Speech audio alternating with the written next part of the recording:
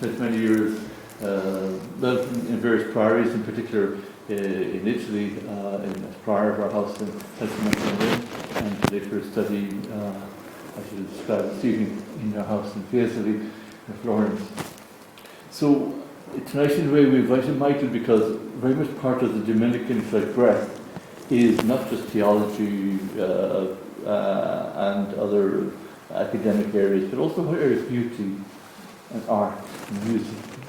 And not only with Angelico, but also with others, Angelico the Great, and many others down the years, that kind of breadth is in the order. So in planning the three conversations on the Dominican way of thought, I certainly could not ignore this whole area of beauty and music. So we didn't have to think too profoundly or search too widely. We had our own expert in Ireland, so you're very welcome. Michael is very welcome with us tonight. So much. Thank you. Thank you very much. Thank you. Thank you very much. I'd just like to begin with a prayer. God of eternal beauty, by your ineffable grace, Fra Angelico studied and taught the mystery of your word. With the help of his prayers, may we be led at last to contemplate the radiance of your majesty face to face. We ask this through Christ our Lord. Amen. Thank you very much, and it's great to be here on such a glorious day and beautiful evening and looking at beauty.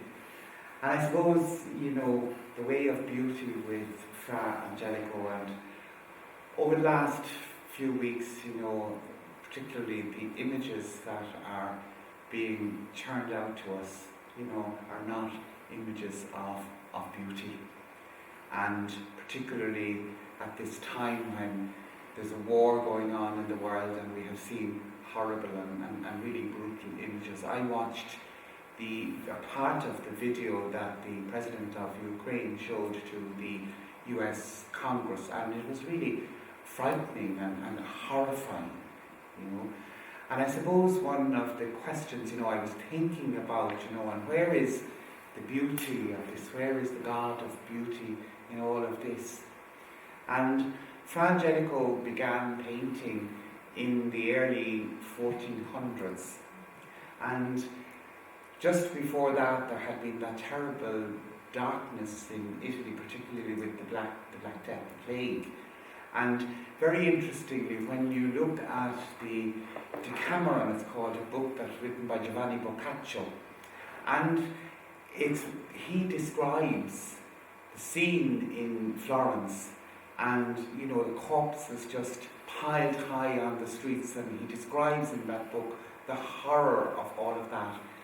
And then he moves on and into Santa Maria Novella, the Dominican house in Florence, which was full of beauty at that time. The Dominicans arrived in Florence in 1219 actually. They arrived from Bologna in Florence. And the Dominicans began, particularly after the canonization of St. Thomas Aquinas, they began a program of painting and iconography in Florence. Very, very, very, very beautiful. And he sets the scene of the Decameron there with these ladies in Santa Maria Novella, but there's nobody, as he says, left in Florence. So he's advising these ladies to go out, leave Florence, go out into the country, and there to experience firsthand the beauty of God in nature.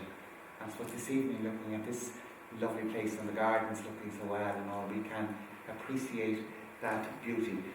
I'd love us to read together a poem.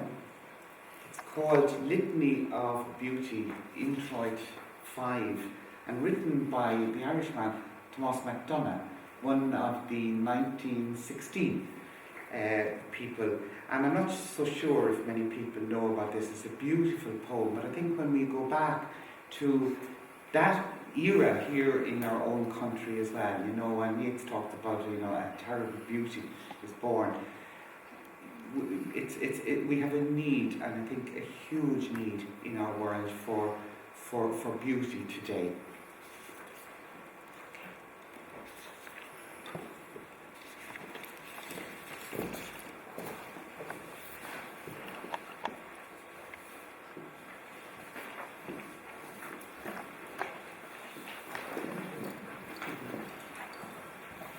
Maybe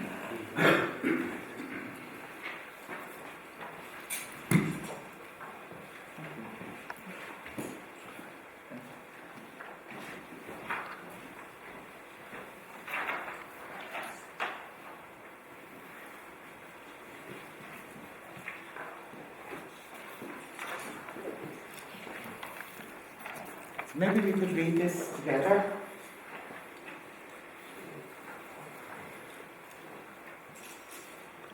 Joy is the soul or what we want to be, how its beauty no mortality. O beauty, a perfect child of light, set eternal spirit of delight, white and set to gold, like the gold of the night, the gold of the stars in quiet weather, white and shapely and pure. O lily flower, Friday's days of cure, with life and virginity dying together. One lily liveth so, liveth forever unstained, immortal and mystic flower, perfectly wrought in flame, golden wrought and eternal white, white more white than cold of the snow, for never, never near again, never shall come to the end of all, hurtful evening wind or shower, worm or stain or blight, but ever, ever gently fall, to dew Elysium of years that flow, where it doth live secure, in flawless comeliness mature, golden and white and pure, in fair far-shining glow, of eternal and holy light. Beauty of earthly things, wrought by God with the hands of men, beauty of nature and art, fashioned anew for each time brings, for each new soul and living heart, beauty of beauty that fills the head, till the soul is swooning, faint with delight, beauty of human form and voice, of eyes and ears and lips, O golden hair and brow of white, wine of beauty that whoso sips doth die to a spirit free and rejoiced, living with God and living with men, rapt rejoiced in eternal bliss, raising his face to meet the kiss of the beauty seraphic he sees above, in figure of his love.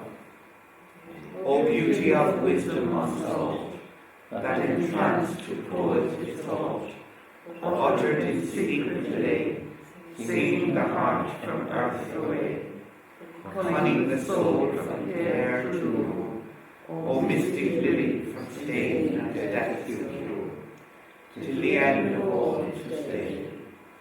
O shapely flower that must forever endure, O voice of God that every heart must hear, O hymn of purest souls that thou dost unseal, the ravished soul that hears, O white gem, O rose that dost the senses drown in bliss, no thought shall stay the wing or stem the song or win the heart to miss thy love, thy joy, thy rapture divine.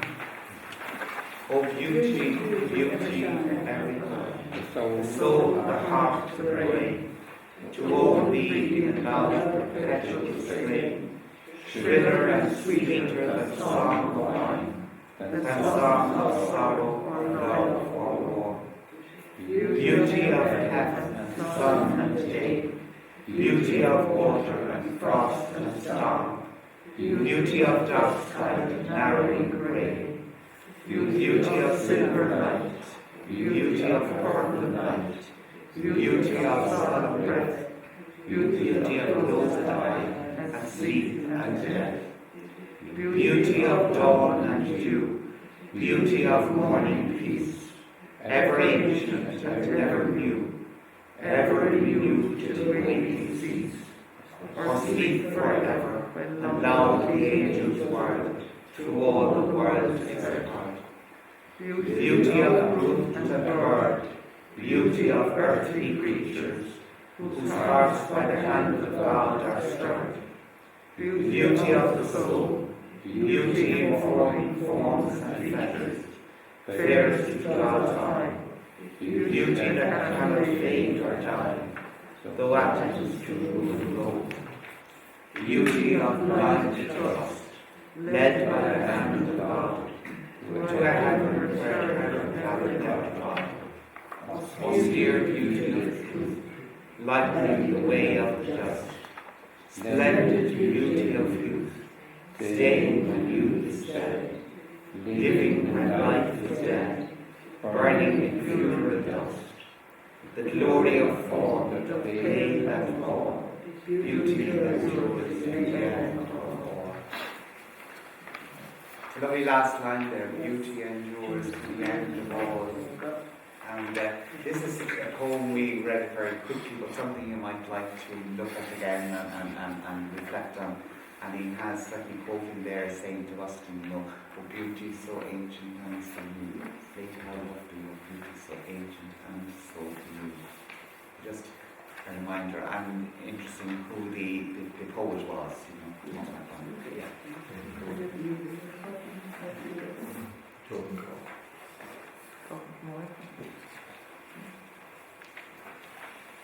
The way of beauty with Fra Angelico. And in thinking about this conversation, again I was thinking about the way of beauty, and particularly I suppose about Fra Angelico's contribution to the way of beauty, described by Pope Benedict XVI, the via pulchritudinis, the way of beauty as a privileged way to God. And Fra Angelico was in 1994 proclaimed by Pope John Paul II as patron of artists.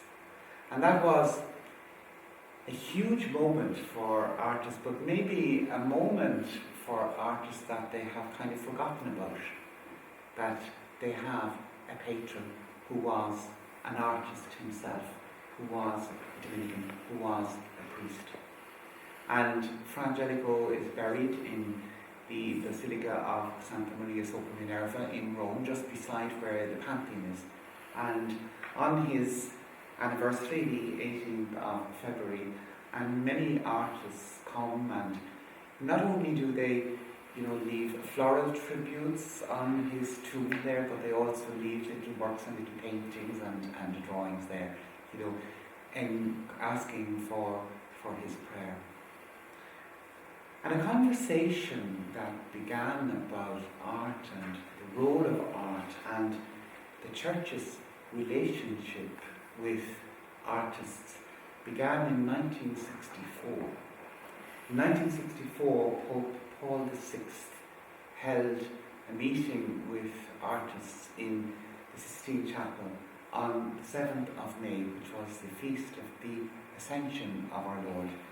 And we know from the scriptures that just before the Lord Jesus ascended, his words to his disciples, go out to the whole world, preach the good news, make disciples of all nations, baptizing them in the name of the Father and of the Son and of the Holy Spirit. So a very official mandate to preach the gospel.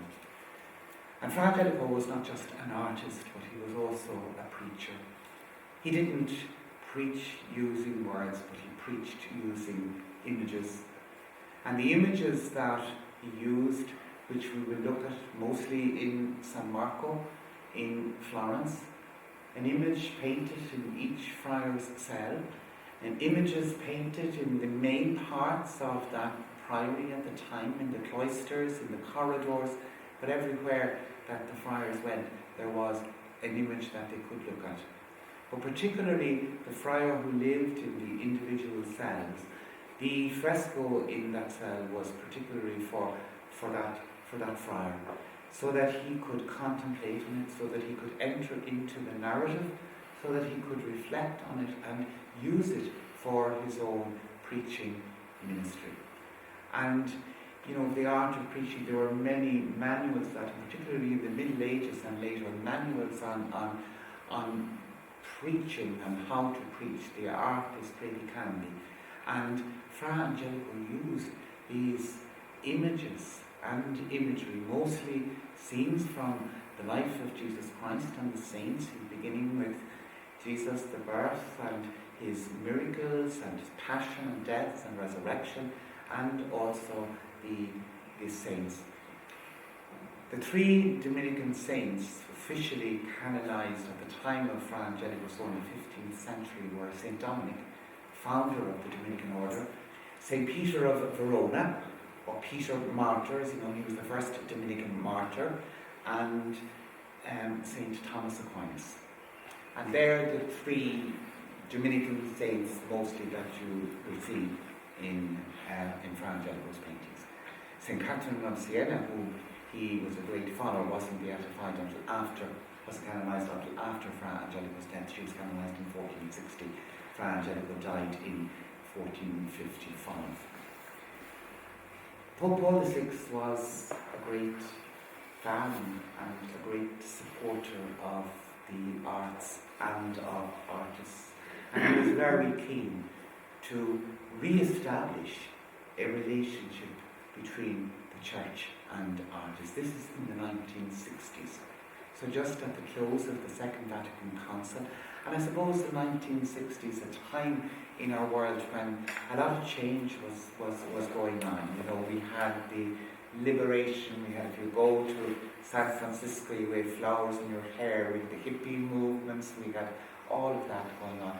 Another change in our world, and a change perhaps too for the church. We were moving away, the church was moving away from the Latin language being used, moving into the vernacular. They were changing sort of the whole system, architectural system, and a lot of stuff going on in the church, and maybe getting rid of a lot of artworks that people had been used to in the church.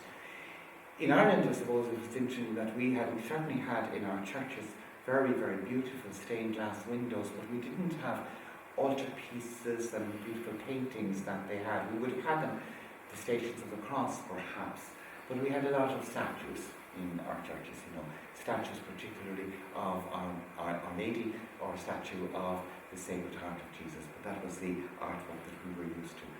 But Pope Paul VI that day, at his Mass with this group of artists, made an apology, and in 1964 wasn't a time when the Pope apologized or said, mea culpa.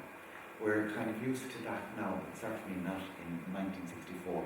And he did use that term in speaking to the artists, because he felt that the church, had been very kind of strict with artists, because of the canons of art, and that he felt that art should be a little bit more free and more liberal, and the artist, even a Christian artist, a Catholic artist, should be allowed to use their own creativity in producing works of art that were truly Christian, truly Catholic, and truly beautiful.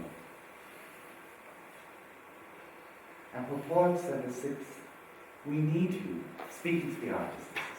Our ministry needs your cooperation, because as you know, our ministry is to preach and to make accessible and comprehensible, indeed moving the world of the Spirit, of the invisible, of the ineffable, of God.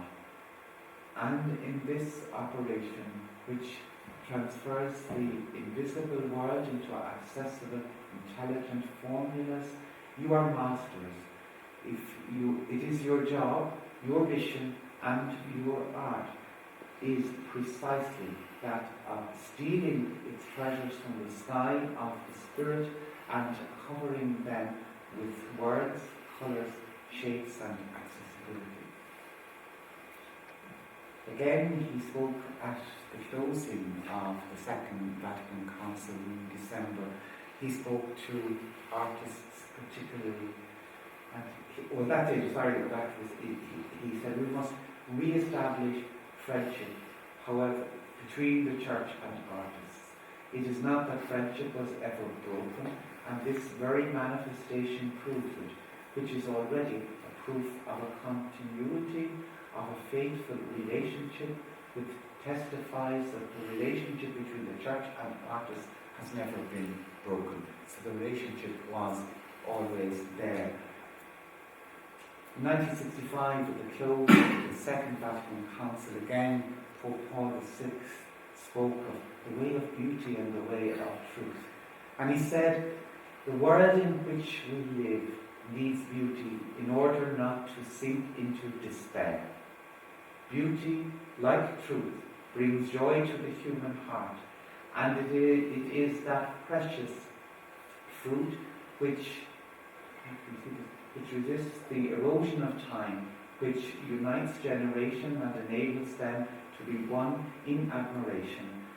And all this through the work of your hands. Remember that you are the custodians of beauty in the world. A very powerful, very strong statement. The world in which we live needs beauty in order not to sink into despair. And I think that phrase, that sentence, resounds very, very much in our world today. This is the tomb of Fra Angelico at Santa Maria sopra Minerva, buried there in 1455. A place of pilgrimage for artists, and not just for artists. Many people are very fond of Fra Angelico, and he's very popular in Italy, known in Italy as Beato Angelico, or Fra Giovanni as he called. He had the religious name John Giovanni, John of Fiesole, Fra Giovanni da Fiesole, but known in the English-speaking world as Fra Angelico.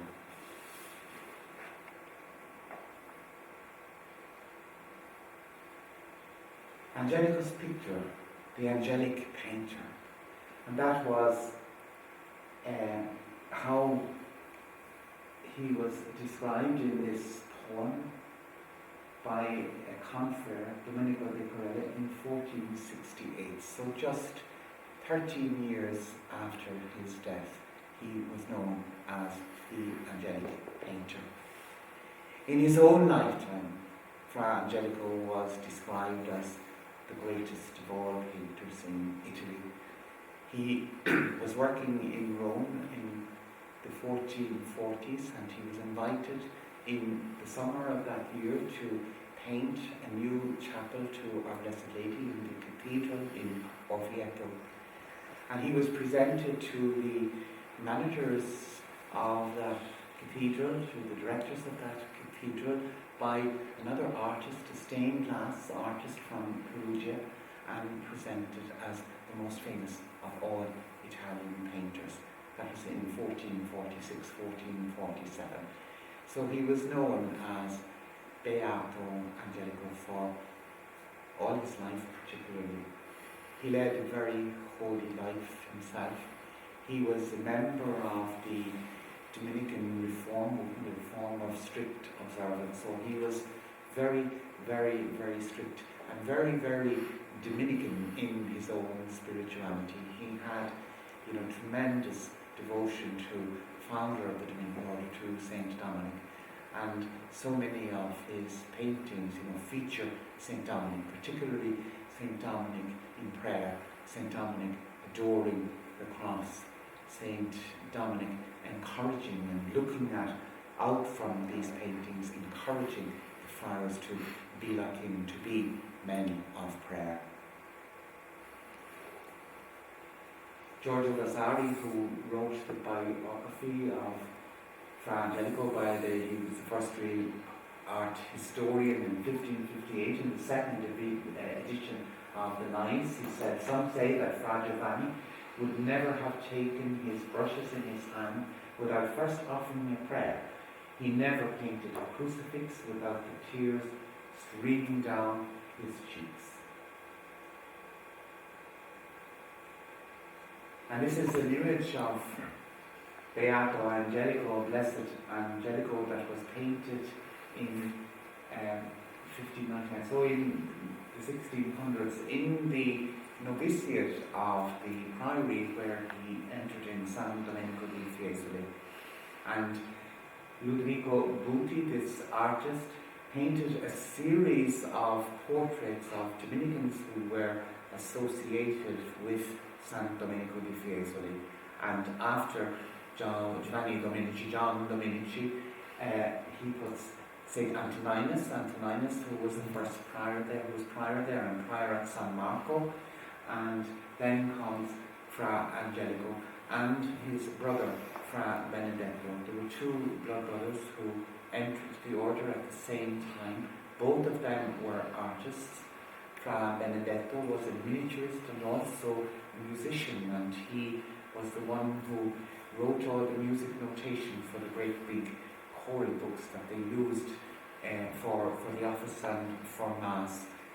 Fra Benedetto, Angelico's brother, got really caught up, I suppose, in Dominican administration. He was prior and he was bursar, so he wasn't able to pursue a career as such in art, whereas Fra Angelico did.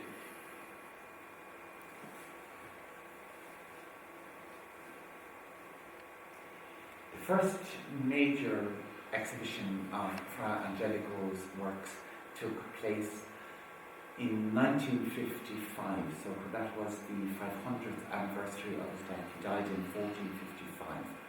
And in 1955 there was an international exhibition which took place first in Florence and then in the Vatican in Rome, where many works of Fra Angelico were gathered together from various museums and art galleries around the world and brought to Rome. And that was a very important exhibition, and I suppose it was a time when Fra Angelico was really put on the international stage. There had been a great interest in Fra Angelico in the 19th century, particularly with groups like the Pre-Raphaelites in England, the Nazarenes in Rome, and other groups in England, and they looked to Fra Angelico particularly because of the spirituality contained in his work. So there was a great move of going back to those great artworks of that time, and it was during that time that many of Fra Angelico's works were reproduced, and we have them still today in beautiful postcards, and particularly Christmas cards with his angels and his scenes to Madonna, and that are very, very popular. That all began towards the end of the 19th century. And it was at the end of the 19th century, after the Italian suppression, that the priory of San Marco was handed over to the state and became a museum. It opened as a museum in 1869. So that meant that these works of art that Fra Angelico had made, that nobody really had seen for, I suppose, almost 400 years, that they were now seen by the public, and the public were able to come and visit San Marco and to view these wonderful works of art firsthand.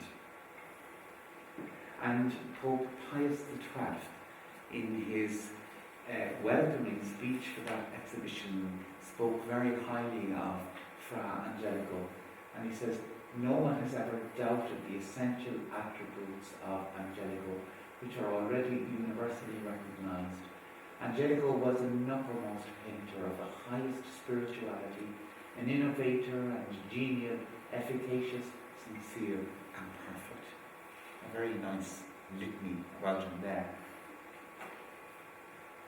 Again, he said, "The brush of Fra Angelico gives life to a type of human perfection, not unlike the angels in whom everything is balanced, serene, and perfect." The world of Fra Angelico's paintings is indeed the ideal world, radiant with the aura of peace, holiness, harmony, and joy. Its reality lies in the future, when ultimate justice will triumph over a new earth and new heavens. Yet this gentle and blessed world can even now come to life in the recesses of human souls, and it is to them he offers it, inviting them to enter in. Fra Angelico was reputed to have used this saying, "Qui fa cose di Cristo con Cristo deve stare sempre." Whoever does the things of Christ must always be with Christ. And it's a little bit like, I suppose, what was said about St. Dominic. Reputed that St. Dominic only ever spoke to God or about God. Fra Angelico said, whoever is doing this work, the things of Christ, must always be in with Christ, must be a man of prayer. And that's there as a sculpture there of a crucifixion, the crucified Christ, and underneath a small sculpture of Fra Angelico himself, and that's painted in 1974 to 75, and that sculpture is at the tomb of Fra Angelico. Dominicans have been very slow about promoting a cause of Fra Angelico. As I said, he was known for his holiness, for the superiority of his art, but he was kind of left aside. And for many years, even though it was, petitioned to various general chapters that a cause for his beatification should be forwarded, but they failed to do it. And it wasn't really until after the 1955 successful exhibition that Master of the Order, who was an Irishman at the time, later became Cardinal Michael Brown, and he wrote specifically to Pope Pius XII asking that Fra Angelico be elevated to. What they asked for was that Fra Angelico would be allowed, the Dominicans would be allowed to have a liturgy for him, so a religious cult, so he would be included in Mass and office for the order, but that he would be given also the title of Beatus, the title of Blessed. And that was in 1955. Later, that the General Council of the Order approached Pope Paul VI, and that was in the 1970s. And Pope Paul VI they had prepared a positio, as it's called, so a whole book about his life and his morals and his works for this, and also looking at his theology. And the papal theologian is always a Dominican, and the Dominican at the time was Cardinal Luigi Ciappi, at the time, and Pope Paul VI handed all the documentation over to Cardinal Ciappi, asking him to have a look to see was it all theologically orthodox and theologically correct, and yes it was. Paul VI, of course, we know, died in 1975, I think, and 78 or 79, and it was John Paul I then became Pope, and he had a short papacy, and John Paul II became Pope then, and John Paul II later took up the cause of Fra Angelico, and in 1982 he sent an apostolic letter to the order granting the request, a liturgical cut for Fra Angelico, but also with the title of Blessed or Beatus. And John Paul II in that apostolic letter said, "In truth, Fra Giovanni, an exceptional man both for spirituality and for art, has always been highly esteemed by us." He's speaking of himself there. "Therefore, we maintain that the time is right to insert him in special light in the Church of God, to which even today he does not cease to speak with his celestial art."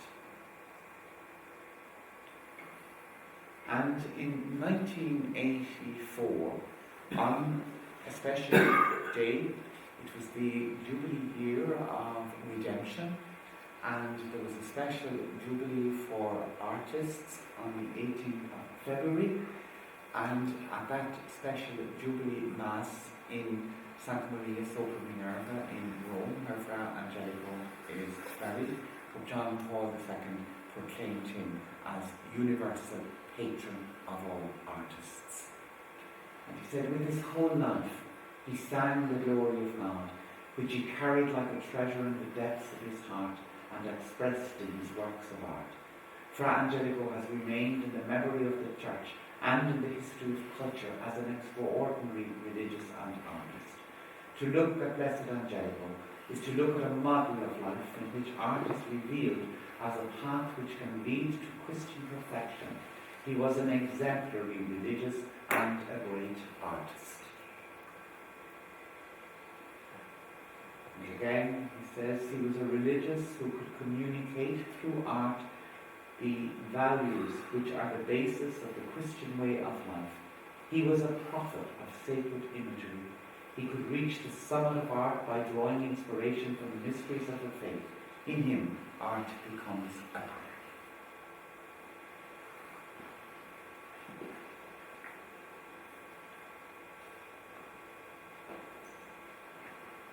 Would anybody like to make any comment or remark? We haven't looked at any of his paintings as such yet.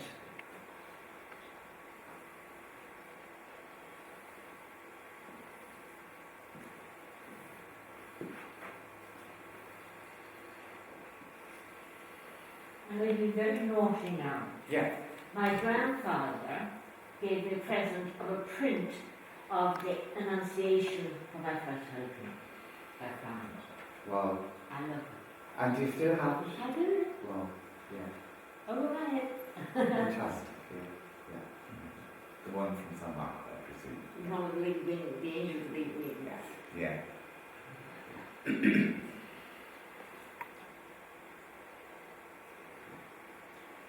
I presume you'll be showing us. I will. I just wanted, I suppose, just to give a little bit of background, and particularly, I suppose, and there probably is a need again now today to maybe for the church to renew a relationship with artists. I don't know if there are any artists here with us tonight. No, but I think that's important. Crystal sculpture. Yeah, I do sculptures for 25 years. And have you received any work from it, any commission like from the church or anything? No. As an artist, I must say that it's a pity because the church always was supporting the art, and the biggest art was created for the church. But it was in the times when the loads of churches were built. So we don't build anymore like loads of churches nowadays. So yeah, but church and art was always strong there, and the famous art that was ever created was created for the churches, and it was connected with the religion. Sure.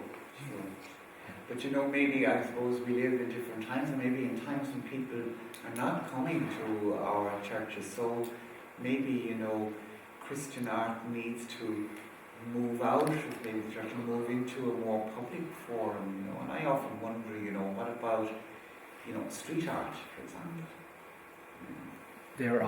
They are still going. If you go to Rome and see the crowds of people want to see the Pieta. And people are still interested in it. Of course. Absolutely, yeah. There are huge crowds. You have to wait a couple of hours to get there and to see actually the Pieta.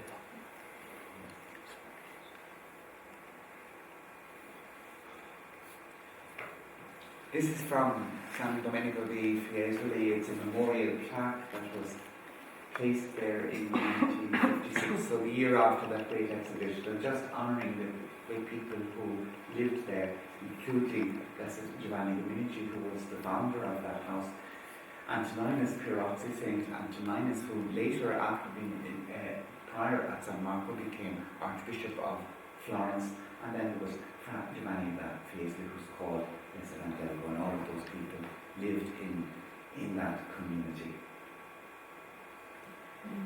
This is an image of the church as it is today. It's very different from the time that Fra Angelico was there. It's completely different.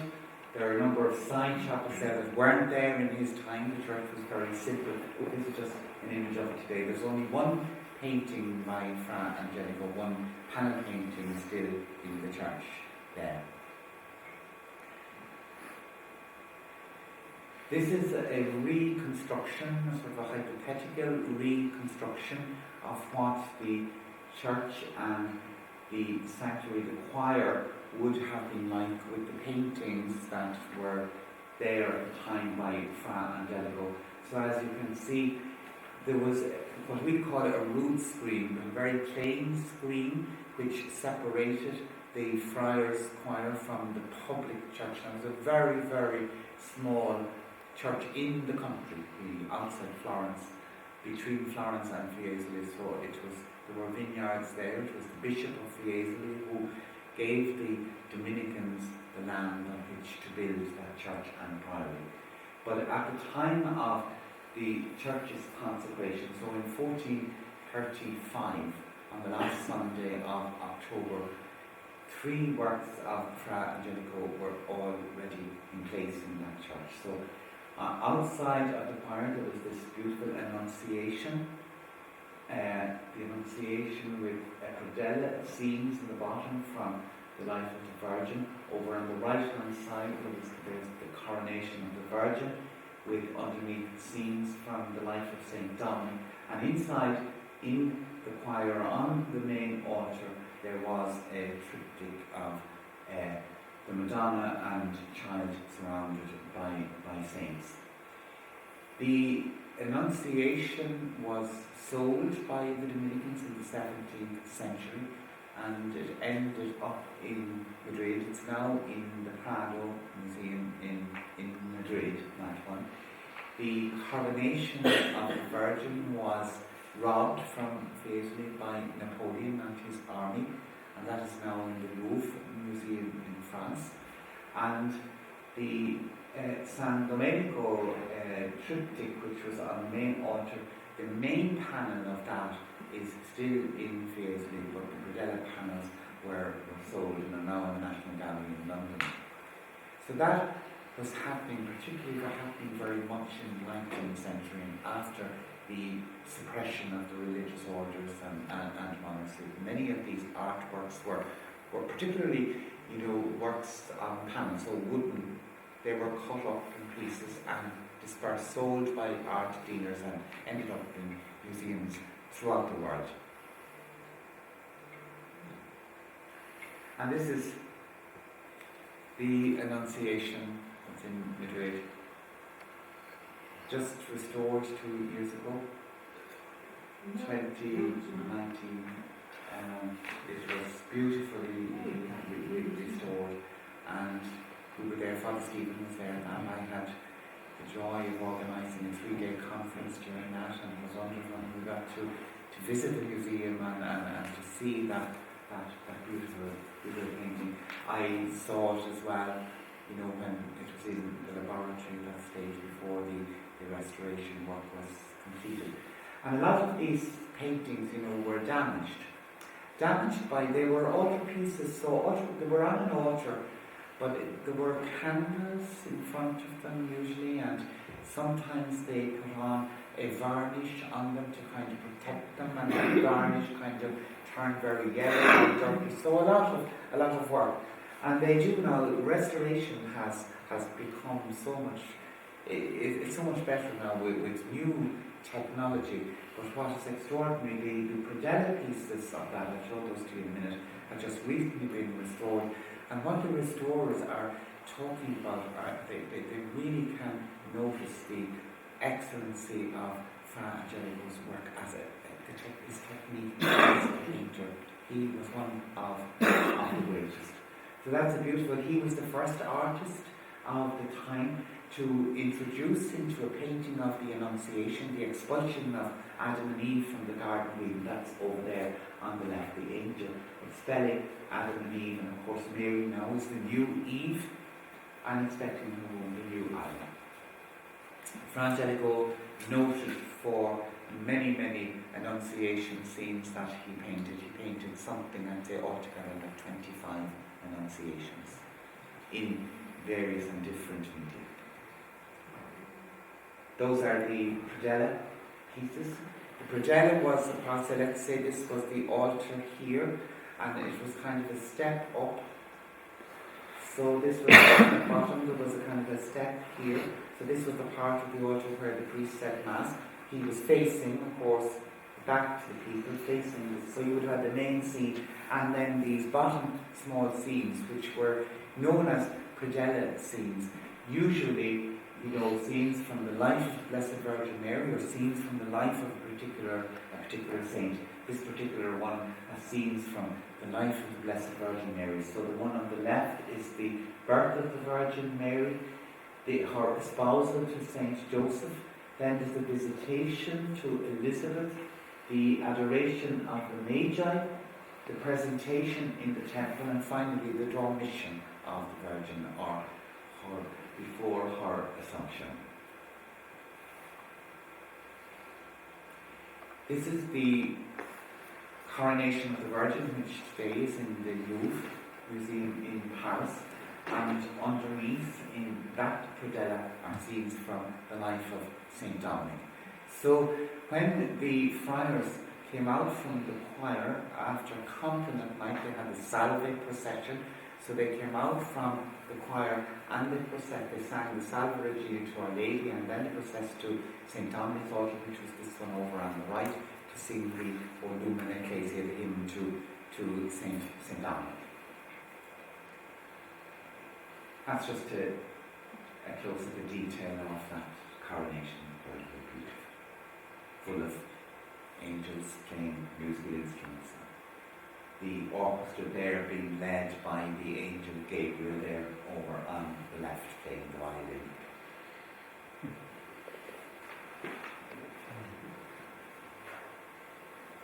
This is the San Domenico altarpiece, as it's known, that as it is today.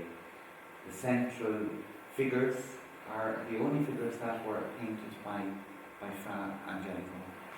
That had originally been a triptych, so in 3 different pieces and with a gold background, and it was changed. It had been overpainted, and I think, and Vasari tells us it had been damaged very much, and in 1501 it was painted by Lorenzo de Credi, and he put in this landscape scene in the background and changed the whole background really. But the figures are the same. So you have the Madonna and Child enthroned, and they are surrounded by angels. And over on our left is St. Thomas Aquinas. Next to him, St. Barnabas the Apostle. Over then on the other side is St. Dominic, the founder of the order, and St. Peter of Verona, St. Peter Martyr. The reason that St. Barnabas is there is that the benefactor or patron for this painting, and the man who gave a lot of money to the building of San Domenico di Fiesole, his name was Barnabas, and this Barnabas was his patron. That's just a close-up there of the figures. Thomas Aquinas with an open book, and the text and inscription on that book is taken from St. Thomas's Principium, his lecture, the lecture he gave in Paris to receive his doctorate, and Psalm 100. From your dwelling in the water that grows, earth drinks its fill, which is a famous lecture by Thomas Aquinas, and that text features very much in images that Fra Angelico has painted of St. Thomas Aquinas. St. Dominic is there next to the lady, and over is St. Peter Martyr. St. Peter Martyr usually portrayed, he was attacked and with a hatchet put through his head, so he's normally portrayed with the axe going through his head. And it's told that with his blood, St. Peter Martyr wrote the opening words of the Creed in his blood, Quello in me.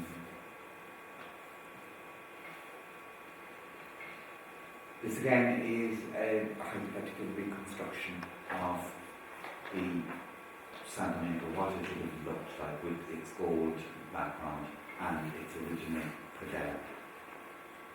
So you might be familiar with those paintings, those little predella pieces, which are now in the National Gallery in London. So on the two outer sides we have saints and blesseds of the Dominican order, and then the one next here moving in from the left is Our Lady is there among the apostles and the patriarchs, and in the centre one is a beautiful one of Christ glorified in the court of heaven, so the risen Christ there, surrounded by a band of 144 angels, all playing musical instruments and dancing and singing, rejoicing at Christ's resurrection. The next one again are more saints and prophets and patriarchs. To say those pieces were sold in the 19th century and ended up in the National Gallery in London, where they are displayed today. Another painting that he did in Fiesole was this fresco in the refectory of the convent, a crucifixion scene with this lady, St. John the Evangelist, and St. Dominic at the foot of the cross. When in the 1800s, after the Italian suppression, that priory of San Domenico di Fiesole was sold, and it was bought by private owners. And after the suppression ended, the Dominicans were able to raise money and they were able to buy back the property, but there were conditions. There were two frescoes there, and these private owners were looking for extra money for these frescoes, which the Dominicans didn't have. So the frescoes were, one of them was this one, were detached from the wall, which is you can do, because fresco painting is painted onto a wall initially with fresh plaster to a design and paint it over. So it's quite easy to remove it and put it on to panel. And that was done with this particular painting, and that is now again another Fra Angelico work that's in the Louvre Museum in Paris. This one as well was in the upper corridors, the Madonna enthroned with St. Dominic and St. Thomas Aquinas. Again, that fresco was detached, put on to panel, sold, and that's now in the Hermitage Museum in St. Petersburg. We won't be going there to visit that. St. Thomas Aquinas, again with his book open, and including in that book is a text from his doctoral lecture. The book that St. Dominic has, we're not able to decipher anything that's written in it, because all the letters were changed, and it's impossible, and I don't know, nobody knows when that happened or who did it. And it's only with, I suppose, a restoration that we will be able to see what actually was written in St. Dominic's book. Another lovely painting that was more than likely on the outside of the church up above the entrance. It was the Blessing Madonna. So the Madonna and Child, Madonna blessing and teaching the child Jesus to give a blessing as well. That particular painting, because it was outside, it was fresco, the weather kind of did a lot of damage to it, and it was overpainted so many times and changed around. But when they detached that, and I think it was in the 1960s, they found underneath it what is known as a synopia, and that is the original drawing that Fra Angelico would have drawn onto the fresh plaster, and they were able to detach that as well. So this one here on the left is by the hand of Fra Angelico, whereas the other one has been, overpainted and repainted by various other artists, and you can see slight differences in the actual work. That's still in San Domenico. And this one is one of Fra Angelico's most beautiful crucifixion scenes, again in San Domenico di Fiesole. and was painted for the chapter room of that house, the chapter room where, you know, the friars held their meetings, where they met to elect their superiors, where major decisions were taken. It was the room in which the friars or the young men joined the order, received the habit and made their profession. So it was a very important room in the priory, in any priory, not just in Fiesole. But sometime in the 1500s, that room was closed as a chapter room and was opened as a sort of a parlour or an auspicius for visitors who were coming looking for spiritual direction or looking for help in some way. And that particular fresco was painted over with whitewash. And it remained like that until the late 19th century. And after the friars came back, they had known about it, was recorded that there had been this old chapter room near the church. They weren't sure where it was, but this particular room. And a friar on a particular day started to pick at the plaster of the wall and was able to take the plaster to reveal this marvellous and beautiful fresco of the moment that Jesus dies on the cross, taken directly from the text of St. John's Gospel. It's the only crucifixion seen by Fra Angelico that doesn't have any other figures in it. Jesus is all alone. There's no St. Dominic, there's no Our Lady, there's no St. John the Evangelist. And what's extraordinary for people who look at that fresco today, and we today as viewers are the ones who are under the cross, standing there. It's really beautiful.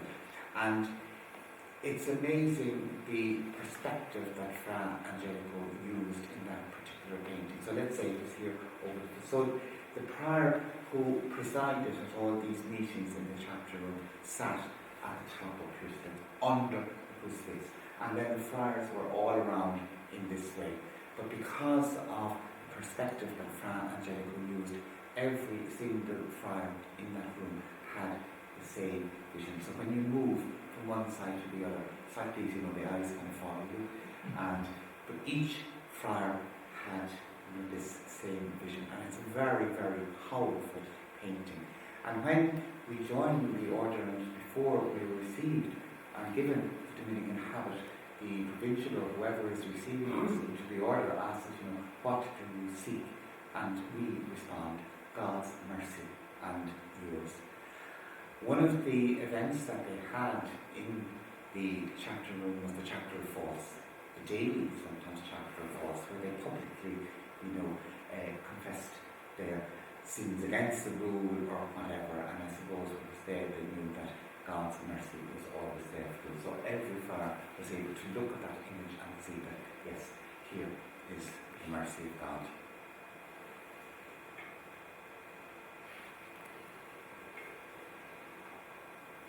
Do you recognise San Marco?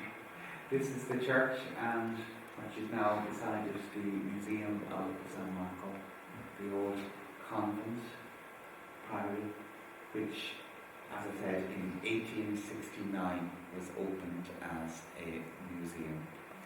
And I often wonder, you know, when I say, well, maybe luckily that the state took it over, because I'm not so sure if Dominicans would have taken such great care of those frescoes there. I'm not sure about that. I remember hearing a story about in Assisi, and where the friars, you know, used to clean the frescoes there, these wonderful frescoes by Giotto, and they used to use scrubbing brushes and wet scrubs on them. So that did, you know. So there's certainly San Marco, there's a wonderful team of people working there, and they're all so dedicated to their Beato Angelico, as they call him, you know, and it's marvellous that that heritage is there, preserved for all of us today. This is the cloister, and when you enter into the cloister, this is the main entrance into the museum. This is the cloister of St. Antoninus, and when you enter, the first image you see is this crucifixion by Fra Angelico with St. Dominic at the foot of it, adoring the cross, but looking out from the cross and looking at the viewer. Of that image, I'm sure many of you would be. Blood streaming down there and Dominic embracing the crucifix there.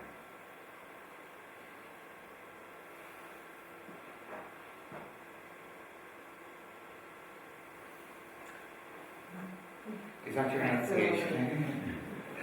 And this is actually the visitor visiting San Marco today. You walk the stairs and then you turn around and walk inside, and this is what you see, this amazing Annunciation.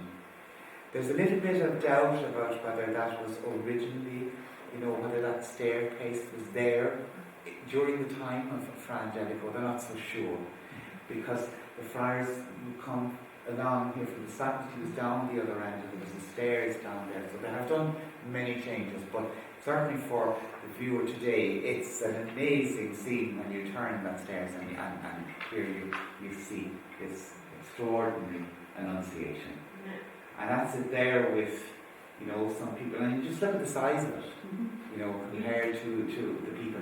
Now this window that we see here that brings in this natural light, that window was not there originally in Fra Angelico's time, so that brings in light now, but in that painting Fra Angelico has painted this natural light coming in, which is extraordinary. And that's the painting there. Very simple, without decoration, but a very, very profound painting. There's the door in front of you with a picture in it. That's a window, yeah. Is that a window? That's a window, yes. Or is it the entrance to a room? No, the entrance to the room, yes, and then the very back then is the window. That's the Virgin's chamber, I think, yeah, that's a prayer. There's a little prayer stool on the bottom, yeah. I see. And there's a light, and it's leading out. You can see this garden behind. Here we have the enclosed garden. It's for Our Lady, enclosed with a fence. That's almost a modern wooden fence there, and beautiful spring flowers there springing up.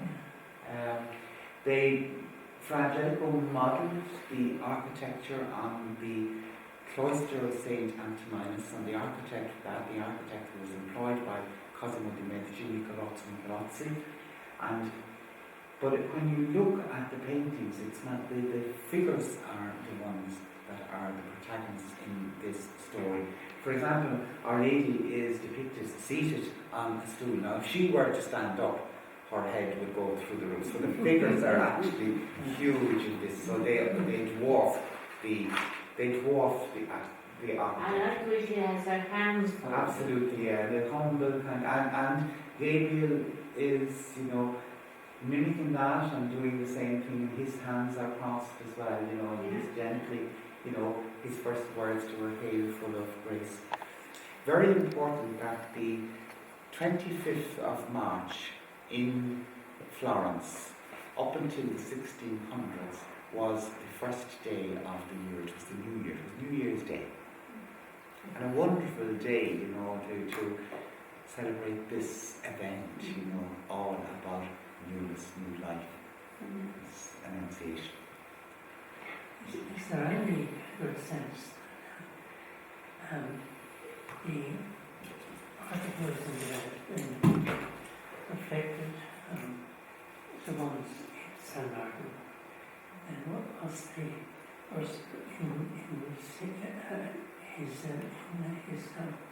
This is San Marco. Pardon? This is San Marco. I know. Yeah. And when he was painting this, he deliberately indicated, put up into the picture aspects of the building. Yes. And the idea being is Mary actually living in the... Exactly. Living in the daily lives of that building there, those flowers. And he has two inscriptions on that, and one of them was, don't ever pass this image or this painting without stopping to say an Ave. Don't say a Hail Mary, yeah. That's the inscription. I'm just getting an image. She's in jail. In jail? Yeah. She's imprisoned. Yeah. You can see her in Yeah. prison. Yeah. Yeah. Do you see that? I have that. Just I know. I'm totally outside in that regard. And they would have, the friars would have passed by this image, so many times a day on their way up and down to office, which they said 7 times a day. And sometimes then they would have, the office of the Blessed Virgin in the dormitory. This was in the corridor of the dormitories, so where they slept. So they would pause before that and pray before that image. Are there 2 inscriptions? Yes, yeah. One of them is Hail, what is it called now?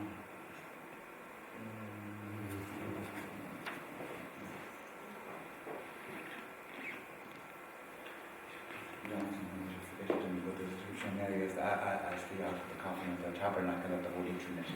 That's one inscription, and the other one then is second one, never to pass this image without saying it. And were they both put on originally? Certainly one was the one about saying the Ave. They think was originally for Angelico. They're not so sure about the other one. Maybe later on. Yeah. What's very interesting about it actually is the sense of stillness, but also a sense of dynamism. The angel is moving, and Mary's stance suggests a kind of energy as well. Yeah. At the same time, it's static. There's some curious tension there between, amazing. And the angel very much isn't he on his way in. He's exactly. And you always see that in Angelico's paintings of him. And the angel is always on his way in, moving in. And I don't know, did you notice that under the angel's wings that they sparkle? Did you see that? The very first time that I saw that, I thought I was having a vision. Oh my God. But what Fra Angelico did, he put into the mixture of the paints, he put this silicone, as it's called. So we see it sometimes, you see it sometimes on walls here, kind of a sparkly things that you see in cement sometimes. And whatever way the light catches underneath those wings, they all sparkle, and that gives again a great sense of movement and of life there. I know she looks accepting and calm. I've seen other annunciations where she looked absolutely terrified. I don't like that. It probably was. I believe that Fra Angelico, when he was painting his annunciations, he took just certain moments from that text from St. Luke, So that gospel text that was so familiar, she was deeply disturbed by these words. So there is that aspect of it. But then, as the story goes on, Mary heard, she said, yes, not, be it done unto me according to your will. So that's her total acceptance, But certainly you can see it in Fra Angelico's depictions of that there are maybe various moments of that narrative that he highlights. That's another one that's in San Marco, in one of the cells, and the angel different here, standing with Mary kneeling again on a prayer stool, and a friar there contemplating, and that friar is St. Peter Martyr, St. Peter of Verona. And he was the one who was the founder of the Laudesi group, so one of the confraternities, the Santa Maria Novella, and part of their work was they organised processions, and they met in Santa Maria Novella every evening to sing Vespers, and on Saturdays they had special devotions, and he himself had a great devotion to Our Lady. And if you notice behind Our Lady there's a shadow. You see it on the wall just behind her. And I believe really that is, the power of the Most High will come upon you, and the Holy Spirit will cover you with His shadow. That's the...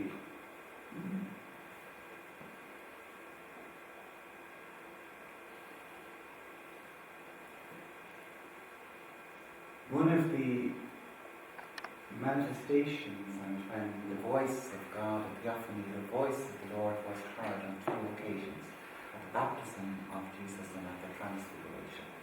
This is my Son, the beloved, listen to him. And I suppose that was very important for the Dominicans as a contemplative community to listen in silence. And there's a beautiful image in the cloister, I don't know if you remember who there is, of St. Peter Martyr, over one of the doors, I think the door that was leading into the church, and he's exhorting silence in the community. Peter Martyr has his finger over his mouth like that, encouraging them to silence. But in that silence and in that contemplation, the friars, in order to become good and vibrant preachers, they had to listen to the voice of the Lord in their prayer. And that's a beautiful image of the baptism of Jesus in the Jordan. Two angels there on the left, waiting to dress Jesus, and there St. Dominic is looking on along with Our Lady. Our Lady very much, she is the patron of our order, so she's very much involved in all of those scenes.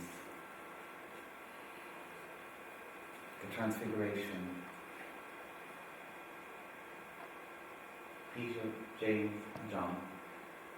Jesus took them up the mountain, and there he was joined by Moses and Elijah. He was transfigured. The only one looking out at us from that painting is St. Peter. When we said, it is wonderful for us to be here, so let us make 3 tents. Our Lady again is in this scene. She's over here on the left, contemplating, and St. Dominic on the right, with the signs joined in contemplating.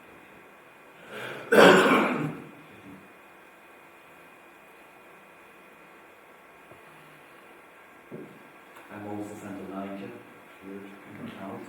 And Moses there again, Father Ben, is painted with horns, as Michelangelo depicted him in St. Peter in Chains, horned Moses. And that's isn't that a mistake that was made by St. Gerald in his translation? Yeah, he used the word horned. And instead of Moses' face being changed, I think, he used the wrong, he misread the Hebrew. And Michelangelo has a wonderful statue of Moses in the Church of St. Peter in Chains in Rome, and Moses has these horns here. And here for Angelico has painted Moses with horns as well.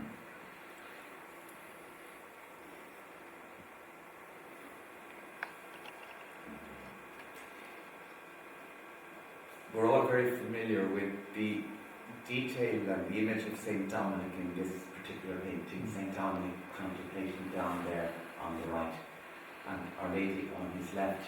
But this is the mocking of Christ, as it's called.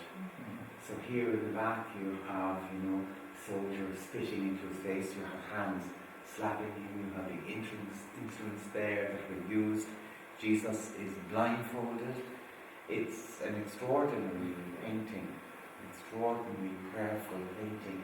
And even though that Jesus is blindfolded, you can, if you look closely at the painting, you can actually see his eyes, so he's not blindfolded. And how could you blindfold the truth? The truth can never be blinded.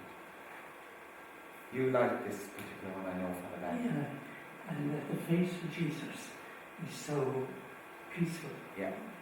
And he's looking sideways. And kind of, as it were, the torture isn't reaching the inmost part of his personality. That he can be suffering, but there's a peacefulness there as well. And it reminds me of there's something in Catherine of Siena about the cell. Yes. And kind of how she getting away from noise and things like that.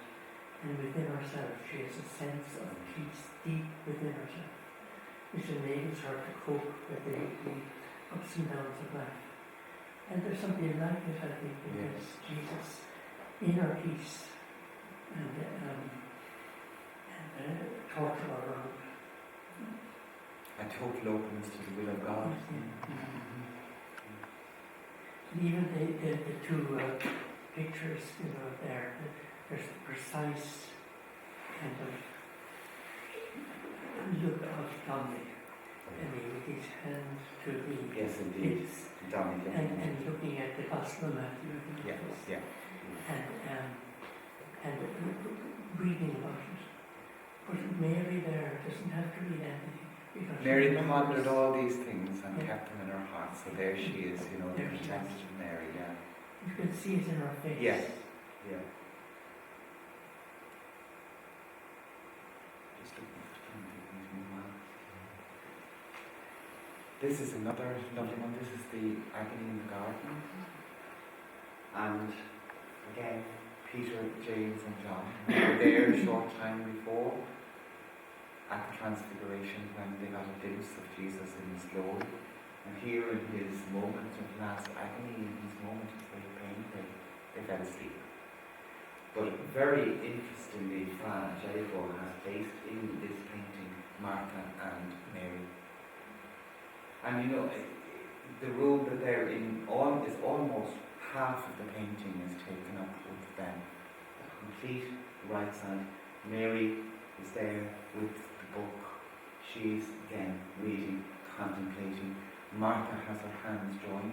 She is looking on. So at this stage, Martha has sat down, and Mary is kind of pointing, almost teaching her, how to be contemplative. And examples, I think, of the active and contemplative life, that was part of the Dominican life as well. Even though the friars were active in the preaching of it, they also needed to be contemplative. And I think that this text is from St. Luke, I think, Ben, where he talks about the only a stone's throw away. I think that's the text in English, a stone's throw away from Jesus. And here you have the stones at the bottom. And Jesus is there praying, the angel is there with him. If it be possible, take this chalice away from me. But not my will, but yours be done.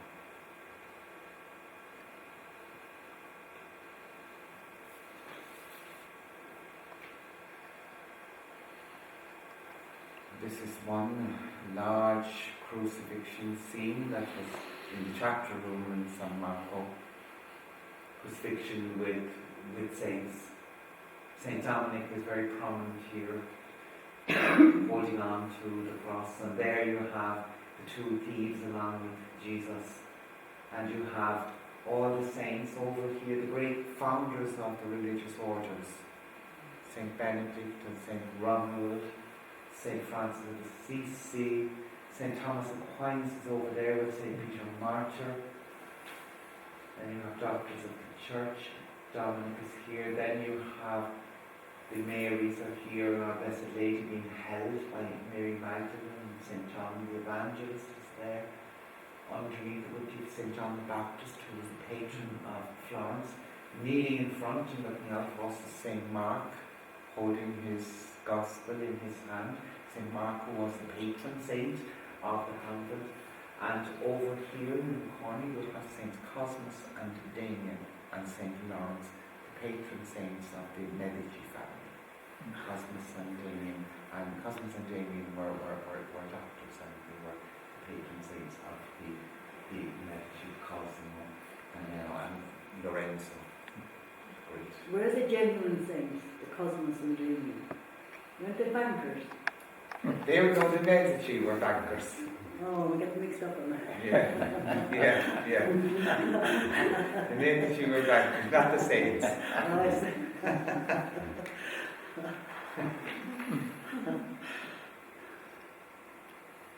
This is a very, very special and very beautiful painting of the Coronation of the Virgin in San Marco. A painting that's without any decoration, without any distraction, a total painting for contemplation. And most beautiful, painted Our Lady and Jesus in white, and very difficult to paint white onto white. But Fra Angelico has managed this very beautiful painting. And in this scene, you have all these saints who are contemplating again on the scene that's going on behind them. And right here in the front, you have St. Dominic and St. Francis of Assisi. Dominic kneeling on one knee, and Francis kneeling on one knee as well. And very visible with Francis, as you can see the stigmata on his hands and on his feet. Behind Francis is St. Peter Martyr.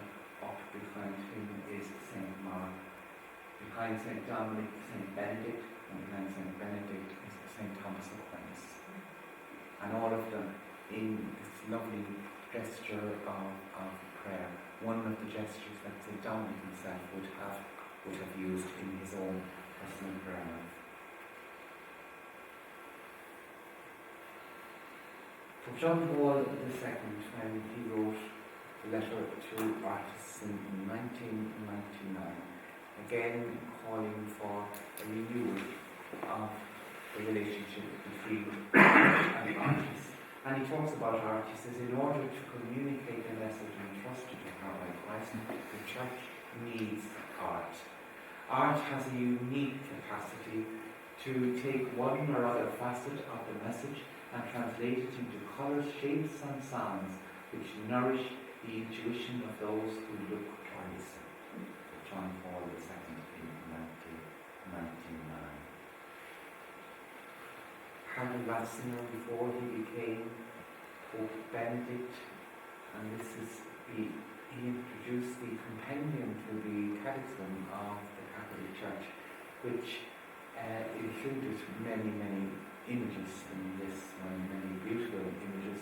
And he says here in his introduction, artists in every age have offered the principal facets of the mystery of salvation to the contemplation and wonder of the believers by preserving them in their splendour of colour and the perfection of beauty. It was always talking then about the importance of art.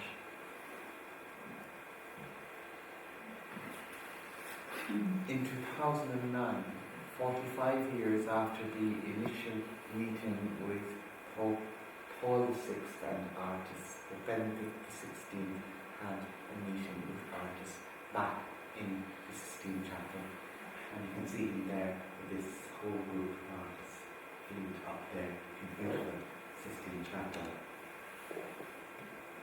And Benedict, on that day in that meeting, he said, "The via pulchritudinus, the way of beauty, is a privilege and fascinating route for approaching the mystery of God."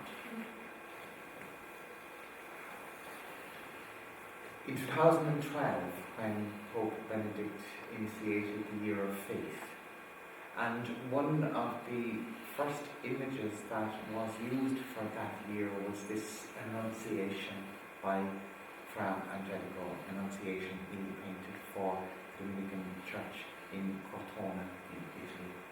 Beautiful, very different from the one in San Marco, but out of hand, more beautiful, beautifully bold, and an extraordinary image. And here it's used again, this poster, and talking about the art of faith, and that image was on display in the Borghese Gallery in Rome from 12th of December 2012.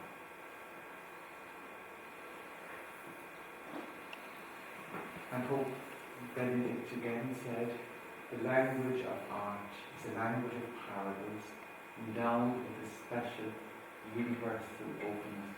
The via pulchritudinus is a path to guide the mind and the heart to the eternal."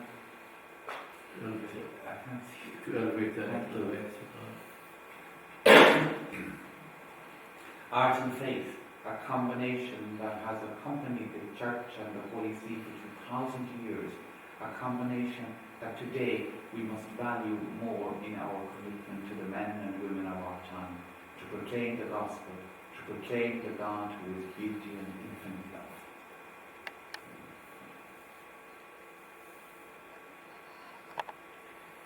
The new directory for catechesis, which came out in 2020, has now in it section on art and catechesis through art, which is great. It hadn't been there up to now, so that's because a lot of this, I think, is really, about educating people on Christian art as well.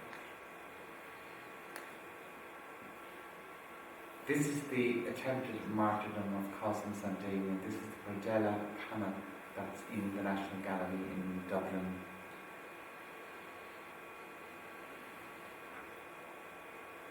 Small painting. Originally it was part of, this is a reconstruction of the San Marco altarpiece, commissioned by the Medici for the Church of San Marco and no expense spared. Unfortunately, that particular painting was severely damaged and various restorations. And one of those restorations in the early 20th century, there was an idea that caustic soda was great for cleaning paintings, and the restorers used caustic soda, not realising that it continued to eat at the pigments and eat at the painting. But they recently restored that. The Predella panels, I think there are 3 of them in San Marco. The rest of them are in various, some of them are in Munich and some of them in other museums in the world. And the third one in there in this reconstruction is the one we have in Dublin that was bought by the National Gallery in the 19th century. That is a recent restoration, and that's how it looks today. That lovely painting. They weren't really able to bring it back. I happened to be in Florence at the time and saw that, and it's very interesting. These restorers, they talked about non-invasive restoration. So it's almost like that this painting was going into an intensive care unit, into surgery, the way it's. But it's a magnificent painting. Cosmas and Damien, the patrons of that, in the forefront of that one from looking around. And Lawrence is there, and St. Mark is there, and St. John the Evangelist with angels, St. Peter Martyr, St. Dominic, and St. Francis of Assisi in the middle. And behind that, then, this beautiful garden. And what's so interesting is this wonderful crucifixion scene, this small hand painting at the bottom of that. Thank you. Thank you very much. Thank you.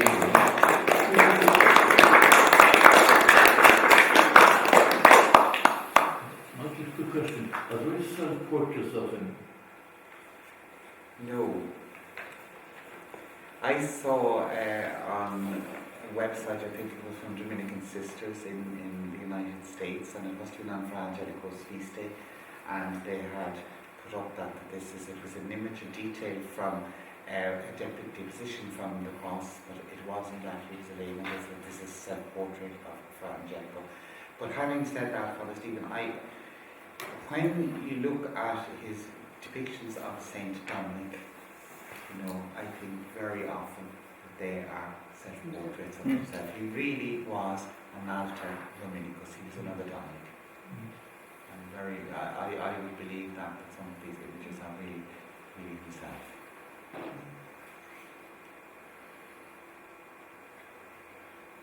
Very quick comments before we close. There's an awful lot of material. There's an awful lot to take it in a few minutes. Sure. I just have to apologise to Cosmas and Damien. There's no bankers or change. That's what I was thinking of. If it's okay with Michael, I can send on these slides. If it's okay with you. Yes. Slides to you. Great. By email. Oh, yeah. I just like And talking about Cosmas and Damien and being bankers, and when this wonderful tomb of St. Dominic in the 15th century, they were doing more decoration of it, the Arca, as it's called, the Ark of St. Dominic in Bologna. But the general chapter asked, this was for the brethren really, they wanted support, and particularly financial support. But the money could be sent through the Medici bankers to Bologna. So you could do a credit transfer to the Medici bankers. Thank you very much for a very, very interesting portrayal of the work of Fra Angelico, and I particularly think that your emphasis on beauty is very, very uplifting and very spiritual. And you've opened a lot of doors in my mind anyway, but I hadn't thought about them. If ever, I don't know, you know. But thank you very much. Great. And you know, maybe I said there about Barton Lawrence, and you know, it might be interesting to look at that, you know, and just look at what he says, and amazing how this painting, you know, was able to inspire him and to produce that wonderful piece of music from, you know, still life, it's extraordinary. And really, as Paul the Sixth said, you know, in order not to sink into despair, the world needs beauty. We certainly do. Yeah. We Yes, that's very certainly true. do. Maybe now more than ever. Well, thank you. Actually, just that last note Michael mentioned, I suppose it's hard to sum up, and I'm not going to sum up tonight, but when I booked Michael to come here for the conversation, I didn't know, none of us knew we'd be standing at a time of war, you know, in Europe. So in a sense, we needed tonight, not something too romantic or too whatever, but beauty. If myself listening to you, Michael, tonight there, I forgot about Ukraine for a moment, I forgot about many things going on. And so that ability of to be touched by beauty, and by your a word I use to other people, Dominicans as well, your passion for what you do, and there's a certain gentleness in your presentation, gentleness of depth, not sort of facile gentleness or pious gentleness, you know. So certainly for coming to us tonight in this time in our history of Europe and of the world, and to us, how it impacts each of us here, we're very, very grateful for that. In a way, it has been a very reflective, gentle presentation, dare I say, contemplative presentation. So no words of mine could sum it up, but to thank you for coming into our lives and at this moment when we needed about beauty. So thank you so much. Very much.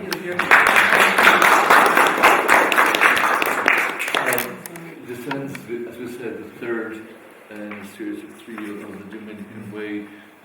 So for the next 2 weeks, the 2 last Mondays of the conversations, we're switching gear a bit. One of the realities of Ireland at the moment, or worldwide, is the question of homelessness and housing, and the whole question about property and so forth. A number of people in Ireland have started a movement called a house for all, or home for all. And one of the leading people behind it is a Cork woman called Anne Fitzgerald, and is a practicing solicitor here in Cork, and also has worked with the homeless sector as well, in voluntary capacity and in advisory capacity. So Anne will come next week. She says speak for 20 minutes, she said. 20 minutes to speak for, but we'll see how long, under the title Home for All. And the last Monday, we invite back a man known to many of you, Brendan Ryan, a former senator and a member of the famous Labour Party, with this new leader now. And Brendan will speak in a title, Justice, an issue for the church or in the church. An issue for the church or in the church, justice. So both of these, in a sense, to bring us not away from beauty, but bring us, in a sense, to the reality of the society we're living in, the society and the church we're living in at the moment. So we look forward to meeting you next Monday evening. Welcome Anne Fitzgerald, the first time coming to speak in Ennismore. So thank you very much for coming. Thank you. And to see some familiar faces back again, troublemakers, and we look forward to seeing you next Monday at 7:30. Thank you. Thank you very much. Thank you very much indeed.